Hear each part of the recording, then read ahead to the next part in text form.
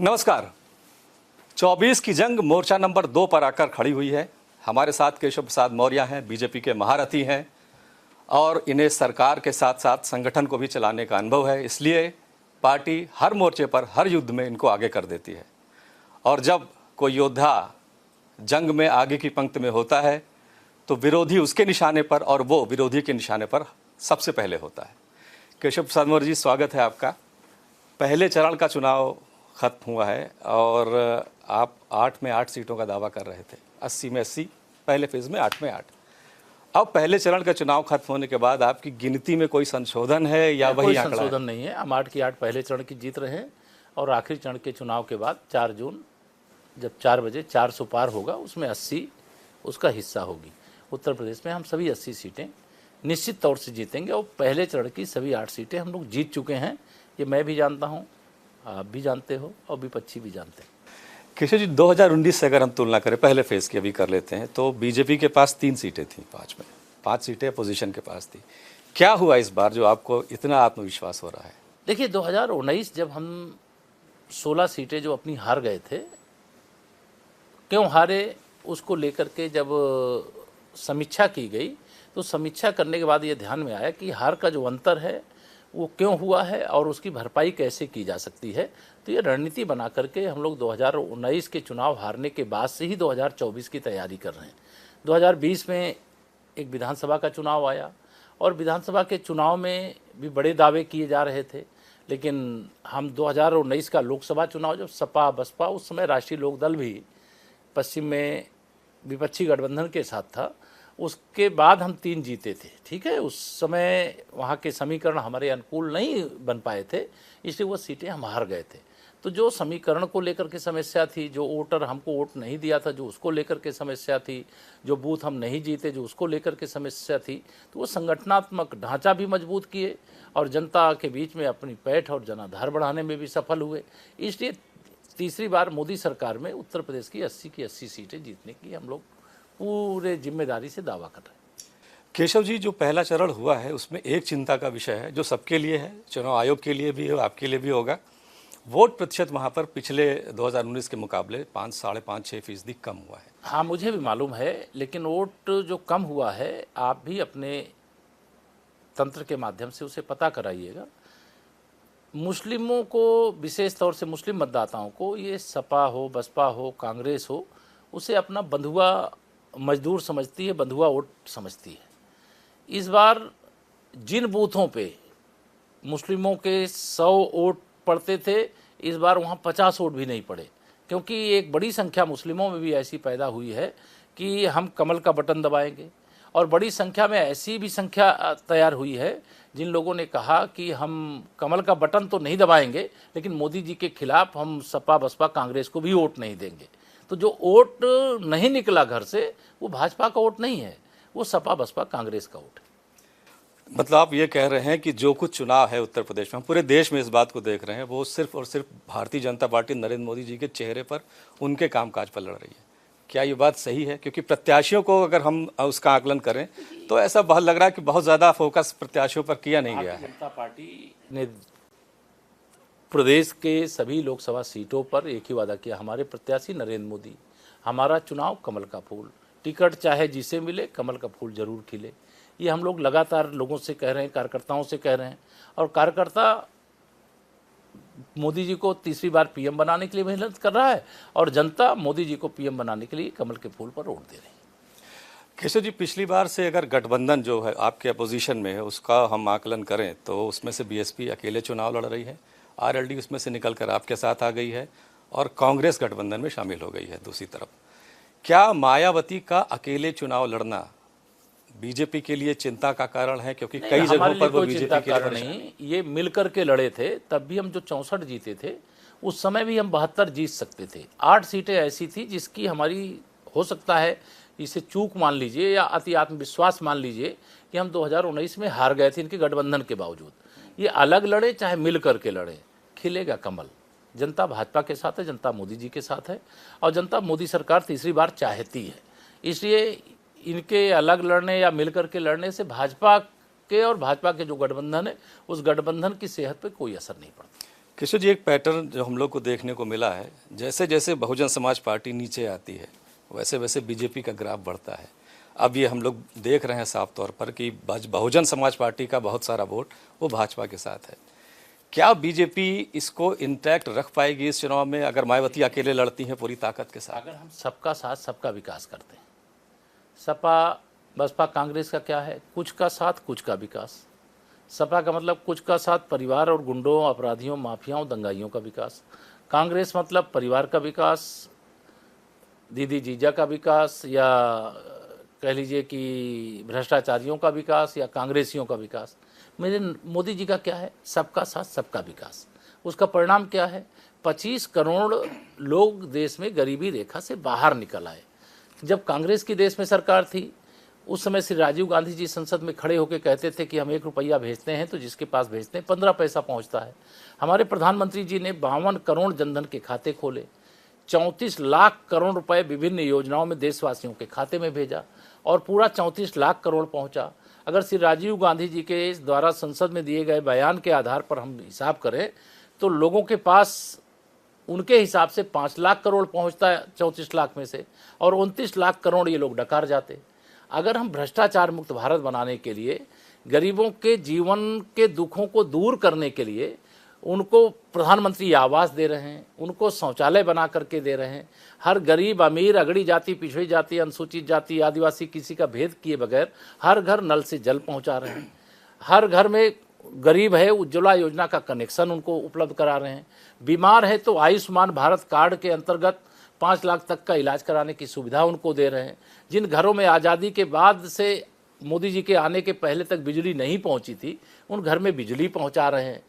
ये ऐसी प्रधानमंत्री गरीब कल्याण अन्न योजना का राशन लगातार कोरोना काल से दे रहे हैं, आगे 5 साल और देते रहेंगे। प्रधानमंत्री किसान सम्मान निधि 6,000 सालाना दे रहे हैं, आगे भी देते रहेंगे। ये मोदी जी की गारंटी है।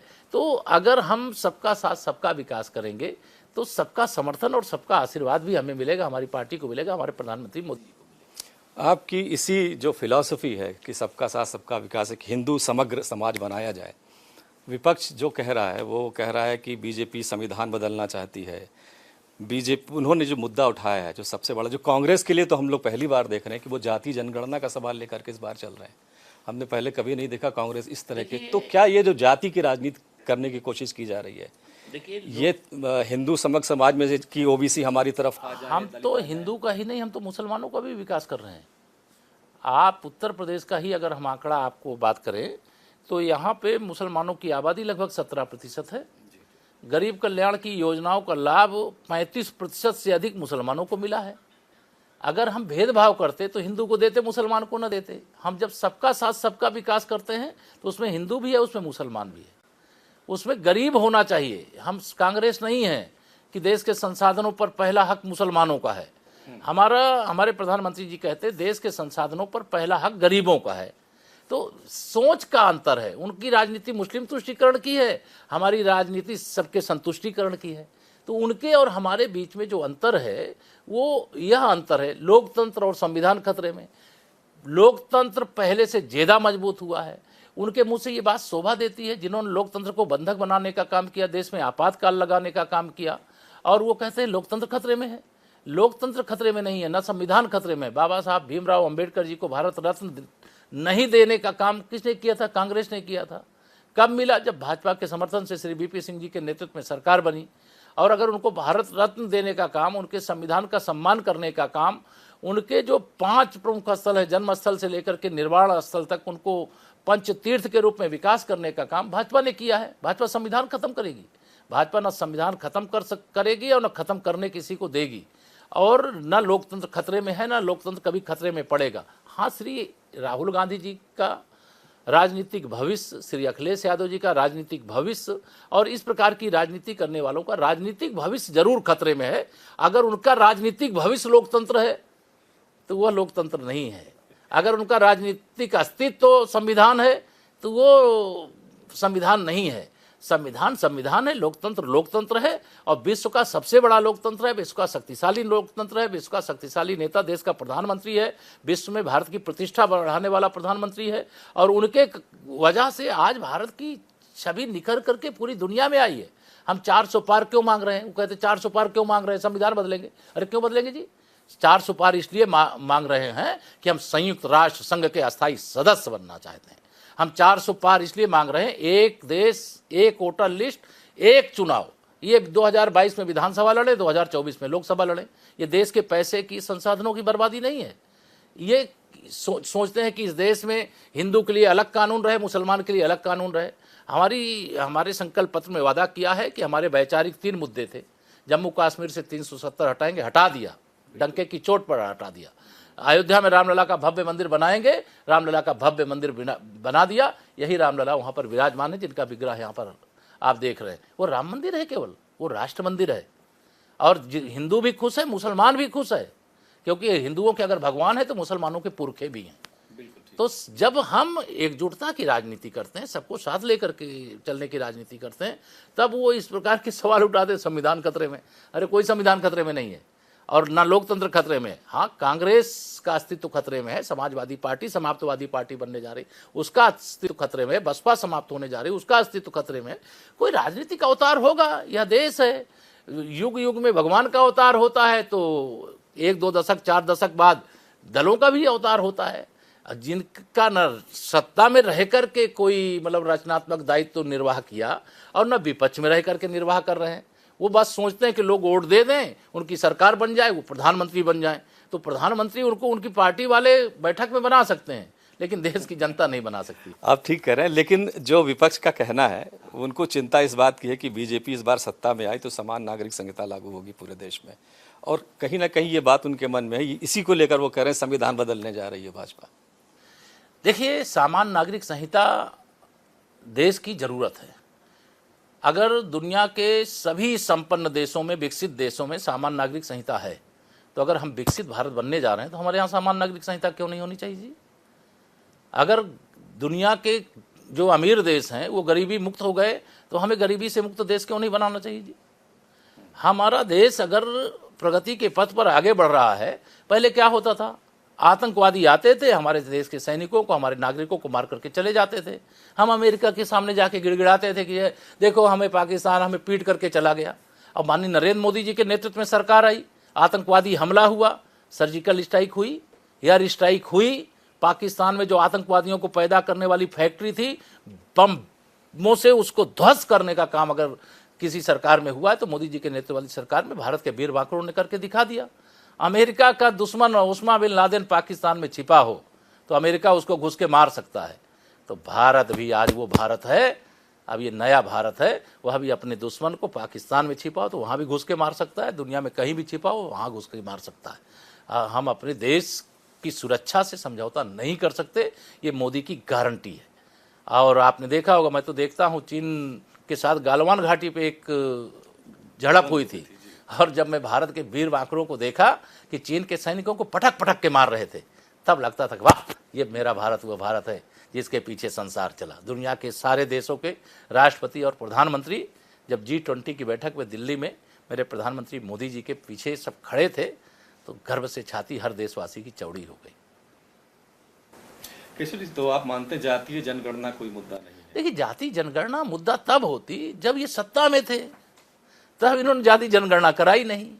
जब एक पिछड़ी जाति का, एक गरीब माँ बाप का बेटा, एक चाय बेचने वाले का बेटा देश का प्रधानमंत्री बन गया, तब इनको जाति जनगणना की याद आ रही है। माननीय मोदी जी ने बता दिया है कि हमारे देश में 4 जातियां हैं, गरीब, किसान, नौजवान, महिलाएं। ये क्या जाति नहीं है क्या? अगर इस देश के अंदर सभी जातियां आज आगे बढ़ रही हैं, एक गरीब माँ बाप का बेटा देश का प्रधानमंत्री बन गया है, ये कोई जातिगत जनगणना के मांग करने वाले नहीं है। ये केवल सत्ता के सिंहासन को प्राप्त करने के वियोग में तड़प रहे हैं। ये मोदी जी को हटाना चाहते, देश मोदी जी को हटने नहीं देना चाहता है। कि मोदी जी जैसा नेता जो कहते हैं कि विश्वास करो तुम मोदी पर, यह नव युग का निर्माता है, ऐसा नेता इस धरती पर एक बार ही आता है। और अगर वो आए हैं और वो देश को आगे बढ़ाए हैं और दुनिया के अंदर भारत का तिरंगा फहराए हैं, और राष्ट्रभक्ति का भाव, गरीब अमीर, गांव में रहने वाला, शहर में रहने वाला, दुनिया के किसी देश में रहने वाला आज भारत माता की जय डंके की चोट पर बोलता है। चीन और रूस और यूक्रेन के बीच में युद्ध और युद्ध के बीच में तिरंगा हाथ में लेकर भारत माता की जय बोलते हुए भारत का नागरिक सुरक्षित आ रहा है। कतर में फांसी की सजा सुनाए जाने के बाद हमारे देश के 8 पूर्व नौसैनिकों को फांसी के फंदे से उतार करके लाने वाले नरेंद्र मोदी जी हैं। अनेक उदाहरण हैं ऐसे, मैं उनका हिसाब दूंगा तो बहुत लंबा है। लेकिन अगर मोदी जी जैसा नेता, ये हमारे भाग्य से मिला है। इसलिए मैं देशवासियों से कहा करता हूं कि घर घर में खुशहाली पहुंचे, बस इतना फर्ज निभा देना, बाकी सब मोदी कर देंगे, तुम कमल का बटन दबा देना। केशव जी, भ्रष्टाचार का आपने सवाल उठाया, जिसको आप भ्रष्टाचार कह रहे हैं। विपक्ष कह रहा है कि भ्रष्टाचार के नाम पर जो हमारे बड़े नेता हैं, जो चुने हुए मुख्यमंत्री हैं, उनको ईडी सीबीआई जेल में डाले दे रही है, हमको चुनाव नहीं लड़ने दे रहे, हमारा अकाउंट फ्रीज किया जा रहा है, वगैरह वगैरह। तो भ्रष्टाचार का मुद्दा कितना बड़ा मुद्दा? अच्छा ये बताइए, इस देश में 52 करोड़ जनधन के खाते खोले गए, 34 लाख करोड़ रुपया विभिन्न योजनाओं में लोगों के खाते में भेजे गए और पूरा 34 लाख करोड़ पहुंचा। जब कांग्रेस की सरकार थी तो ये कहते थे कि हम तो 1 रुपया भेजते हैं तो 15 पैसा पहुंचता है। अब मोदी सरकार है, भाजपा सरकार है, तो वो 1 रुपया भेजेंगे तो पूरा 1 पहुंचेगा, 34 लाख करोड़ भेजे तो पूरा 34 लाख करोड़ पहुंचा। अगर इनके पास सत्ता होती तो लोगों को 5 लाख करोड़ रुपया मिलता, 29 लाख करोड़ ये डकार जाते। मोदी जी ने कहा है, न खाऊंगा न खाने दूंगा, जिसने भी खाया है जांच कराऊंगा, अगर भ्रष्टाचार का दोषी पाया गया तो पाई पाई वसूल करके देश की और गरीब की भलाई में लगा दूंगा। बताइए, देशवासी अगर इसका समर्थन कर रहे हैं कि मोदी जी ठीक कर रहे हैं, तो ये विपक्ष को ये परेशानी हो रही है कि उनकी जांच सीबीआई कर रही है, उनकी जांच ईडी कर रही है या अन्य कोई एजेंसी कर रही है, तो एजेंसी ही सर्वे सर्वा होती है क्या? देश की अदालत कुछ नहीं है क्या? जब अदालत भी ऐसे भ्रष्टाचारियों को जमानत ना दे, उसके बाद भी दोष आप मोदी जी को दो, दोष भाजपा को दो, दोष एजेंसियों पर लगाओ। अरे भ्रष्टाचार किया तो सजा भुगतोगे। और हमारे प्रधानमंत्री जी ने कहा है 10 साल तो टेलर है, असली पिक्चर तो 4 जून 4 बजे 400 पार के बाद दिखाई देगी देश के अंदर। केशव जी, अब उत्तर प्रदेश में अगर हम बात करें तो 2 सीटें हैं जिस पर आप विशेष रूप से मेहनत कर रहे होंगे, मैनपुरी और रायबरेली। मैनपुरी में आपने प्रत्याशी दे दिया है, रायबरेली की क्या स्ट्रेटजी है? कांग्रेस के प्रत्याशी का क्या इंतजार किया जा रहा है? देखिए, मैनपुरी लोकसभा क्षेत्र में हमारे 2 विधायक अभी हैं, 3 सीटें हम लोग हार गए थे 2022 में जी। और आप विश्वास रखिए, इस बार मैनपुरी और रायबरेली दोनों सीटें हम लोग जीतेंगे और अगली बार ये आपके लिए सवाल नहीं बचेगा। सुना क्या है, चर्चा है कि रायबरेली से गांधी परिवार का कोई व्यक्ति? देखिए, श्री राहुल गांधी जी आवें, चाहे श्रीमती सोनिया जी आवें और चाहे श्रीमती प्रियंका वाड्रा जी आवें, चाहे श्री राहुल गांधी जी के जीजा श्री रॉबर्ट वाड्रा जी आवें, वहाँ कमल का फूल खिलाने के लिए जनता तैयार बैठी है। प्रत्याशी की जहाँ तक बात है तो हमारे यहाँ एक ही बात है कि हमारा प्रत्याशी नरेंद्र मोदी हैं और हमारा चुनाव निशान कमल का फूल है और सब कमल खिलाने को तैयार हैं, क्योंकि विकास के लिए लक्ष्मी जी की ज़रूरत है। लक्ष्मी जी ना हाथ के पंजे पे बैठ के आएंगी, ना साइकिल पे बैठ के आएंगी, ना हाथी पे बैठ के आएंगी, वो कमल के फूल पर बैठ करके आएंगी। कृषि 2 और विषय हैं, एक तो भगवान श्री राम का मंदिर और दूसरे गाजीपुर में मुख्तार अंसारी की मौत। क्या आपको लगता है जिस तरह से अखिलेश यादव मुख्तार अंसारी के घर पर मिलने गए और प्राण प्रतिष्ठा का न्योता था, वहाँ नहीं गए? देखिए, किस तरह की मैं ये मानता हूँ कि श्री अखिलेश यादव जी का परिवार निहत्थे राम भक्त, जो श्री राम जय जय राम का जाप करते हुए अपने रामलला के दर्शन करने को जा रहे थे, उनको गोलियों से भुनवाने का अपराधी है। उनके पास प्रायश्चित करने का मौका था और उन्होंने रामलला के प्राण प्रतिष्ठा समारोह का निमंत्रण ठुकराया। कांग्रेस ने भगवान श्री राम को काल्पनिक बताया था और उसने भी निमंत्रण ठुकराया। जिन्होंने भगवान श्री रामलला के प्राण प्रतिष्ठा समारोह का निमंत्रण ठुकराया है, उन्हें राम भक्त माफ़ नहीं करेंगे। जिन्होंने निमंत्रण ठुकराया उनको राम भक्त ठुकराएंगे। मुख्तार अंसारी की कब्र पर जाके फतिहा पढ़ना, ये श्री अखिलेश यादव जी की तुष्टीकरण की राजनीति है। देखिए, जीना और मरना ये संसार का नियम है, जो पैदा हुआ है वो मरेगा और हम हिंदू मान्यता के अनुसार जो मरेगा वो फिर जन्म लेगा। लेकिन श्री अखिलेश यादव जी गाजीपुर गए, वो केवल मुस्लिम वोट बैंक को जुटाने के लिए गए थे।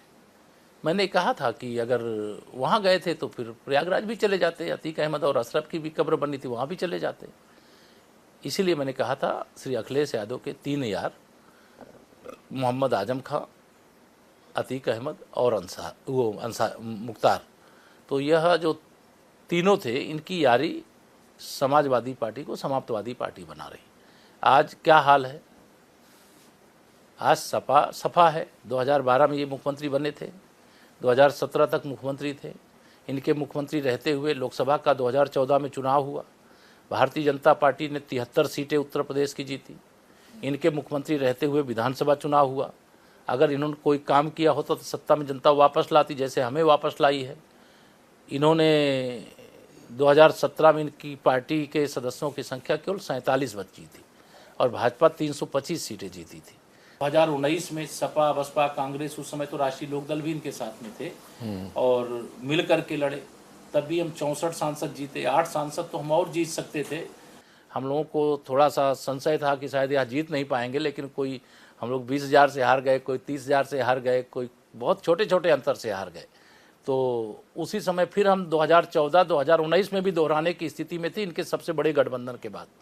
अब आज तो ये अलग थलग पड़े हुए हैं। बंगलौर से इनका इंडी गठबंधन बना और मुंबई पहुंचते पहुंचते आधा रह गया और आज ये भाजपा को चुनौती देने की कोशिश कर रहे हैं।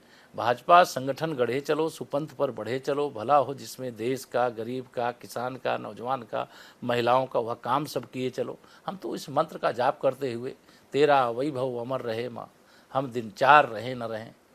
और हमारे प्रधानमंत्री जी का तो यही भाव रहता है कि तन समर्पित, मन समर्पित और यह जीवन समर्पित।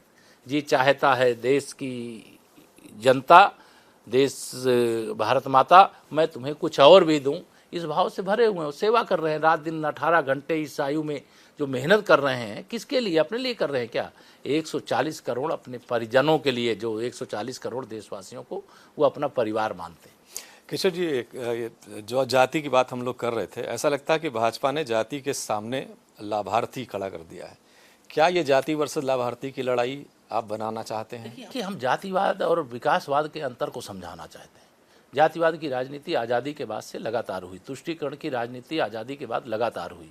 देश कहाँ से कहाँ चला गया। हमारे साथ जो देश आज़ाद हुए थे वो विकसित देश बन करके खड़े हो गए और हम कहाँ चले गए। मोदी जी के नेतृत्व में आत्मनिर्भर भारत बन रहा है। अब जाति के नाम पर नहीं बल्कि विकास के नाम पर चुनाव जीते जाते हैं और गरीब कल्याण के नाम पर चुनाव जीते जाते हैं और विचारधारा के आधार पर चुनाव जीते जाते हैं। इनके पास ना तो गरीब कल्याण है, ना इनकी कोई विचारधारा है, ना इनके पास कोई विकास है। इन्होंने बर्बाद किया है देश को, प्रदेश को, दंगा कराया है, लूटपाट कराई है और इसीलिए मैं ये मानता हूँ कि माननीय नरेंद्र मोदी जी के नेतृत्व में भारी जन समर्थन पूरे उत्तर प्रदेश में तो मिल ही रहा है, देश भर में मिल रहा है। आज भाजपा पूरे भारत की पार्टी मजबूती के साथ बन करके उभरी है और 2047 तक विकसित भारत बनाए बगैर मुझे लगता है कि जनता भाजपा को हटाएगी नहीं, भाजपा से ही विकसित भारत बनवाएगी और विश्व के सबसे बड़े मंच संयुक्त राष्ट्र संघ का स्थायी सदस्य भी बनवाएगी। और भाजपा की ही अगुवाई में आप देखना पीओके जो पाकिस्तान के कब्जे वाला कश्मीर है वहाँ तिरंगा भी फहरवाएगी। ये जनता के आशीर्वाद से हमें सफलता का यहाँ लगातार पथ प्रशस्त हो रहा है। चारों तरफ कमल खिल रहा है, सुशासन का कमल, विकास का कमल, गरीब कल्याण का कमल, नौजवानों के उज्जवल भविष्य का कमल, अन्नदाताओं के जो आज उनको कर्ज लेना पड़ रहा है, भविष्य में ऐसी व्यवस्थाएं की जा रही कि कर्ज देने लायक बने, 24 घंटे बिजली मिले। ऐसे तमाम संकल्प पत्र में भी वादे हैं। जो कहा है वो किया है और आगे जो कहा है वो तो करेंगे, जो नहीं कहा है वह भी करेंगे, यह जनता का भरोसा। आखिरी सवाल किशोर जी, कुछ व्यक्तिगत हमले आप पर बीते कुछ दिनों में हुए हैं, चाहे हम प्रोफेसर राम गोपाल यादव की बात करें, अफजाल अंसारी का भी एक स्टेटमेंट आया था। आपको दुख होता है कि इस तरह की राजनीति भी हो रही है? देखिए, मैं ये मानता हूँ कि मैं एक गरीब परिवार में पैदा हुआ हूँ, एक बहुत साधारण किसान का बेटा हूँ। मैं मजदूरी भी करता था, मैं चाय की दुकान भी चलाता था, मैं अखबार भी बेचता था। मैं कोई प्रधानमंत्री या मुख्यमंत्री का बेटा या भाई भतीजा नहीं हूँ। ये लोग जब आप शब्दों का प्रयोग करते, श्री अखिलेश यादव जी ने विधानसभा के अंदर आप शब्दों का प्रयोग मेरे स्वर्गीय पिता के बारे में किया, मेरे बारे में किया, लेकिन मैंने नहीं ऐसा किया। मेरे संस्कार ऐसे नहीं। मैं राष्ट्रीय स्वयंसेवक संघ का स्वयंसेवक हूँ। जब श्री मुलायम सिंह यादव जी का निधन हुआ, मैं एक राम भक्त हूँ, श्री राम जन्मभूमि आंदोलन का हिस्सा रहा हूँ। उनके द्वारा राम भक्तों पर गोली चलवाई गई थी, लेकिन एक नैतिकता होती है कि अगर मैं उत्तर प्रदेश का उप मुख्यमंत्री हूं और इस प्रकार का नेता प्रतिपक्ष के पिताजी का निधन हुआ है तो मुझे जाना चाहिए। तो मैं सैफई गया था, हमारे पार्टी के सभी वरिष्ठ नेता गए थे, सब लोगों ने उनको श्रद्धांजलि अर्पित करने का काम किया, लेकिन श्री अखिलेश यादव जी ने मेरे पिता का अपमान करने का काम किया। श्री शिवपाल यादव जी और श्री प्रोफेसर रामगोपाल यादव जी मुझसे उम्र में बहुत बड़े हैं, उनकी गाली का जवाब मैं गाली से नहीं देता हूँ, मैं उनको प्रणाम ही करता हूँ और लोगों से ये ज़रूर कहता हूँ कि उनकी गाली का जवाब कमल का बटन दबा करके दीजिए, कमल खिला करके दीजिए, माननीय नरेंद्र मोदी जी को तीसरी बार प्रधानमंत्री बना करके दीजिए, क्योंकि मेरे संस्कार गाली देने के नहीं हैं, मेरे संस्कार बड़ों को प्रणाम करने का है और छोटों को स्नेह करने का। धन्यवाद केशव जी, बहुत बहुत आपका धन्यवाद और बहुत बहुत शुभकामनाएं आगे के अन्य चरणों के लिए। नमस्कार।